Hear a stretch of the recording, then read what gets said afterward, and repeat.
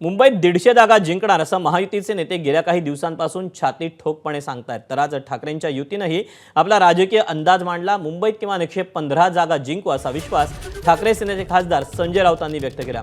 दोन्ही पक्षांमध्ये बहुतांश जागांवर एकमत झालं असून अद्याप 4 जागांवर खलबतं सुरू आहेत। भांडूप, विक्रोळी, प्रभादेवी आणि शिवडीतले हे बॉर्ड आहेत। यावर तोडगा काढण्यासाठी आज मनसेचे नेते बाळा नांदगावकर, नितीन सरदेसाई, संदीप देशपांडे मातोश्रीवर उद्धव ठाकरेंच्या भेटीसाठी पोहोचले होते। दरम्यान अद्याप वाद असलेल्या जागांवर लवकरात लवकर तोडगा काढण्याचा प्रयत्न सुरू आहे। दरम्यान संजय राऊतांनी मुंबईत ठाकरे बंधूंची युती जागांची सेंचुरी लगावणार असा विश्वास व्यक्त केला। आम्ही 115 जागा जिंकतो या क्षणी।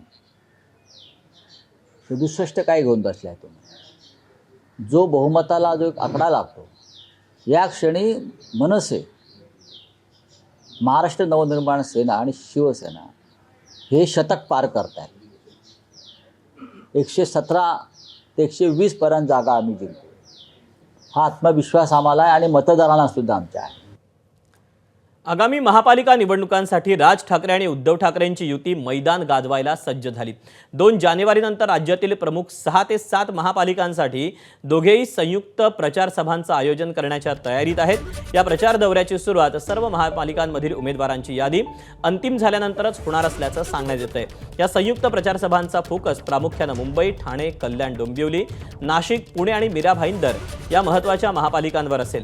या शहरांमध्ये मराठी मतदारांची निर्णायक भूमिका लक्षात घेता ठाकरे बंधूंच्या एकत्र येण्याचा राजकीय संदेश अधिक ठळकपणे देण्याची रणनीती आखली जाते।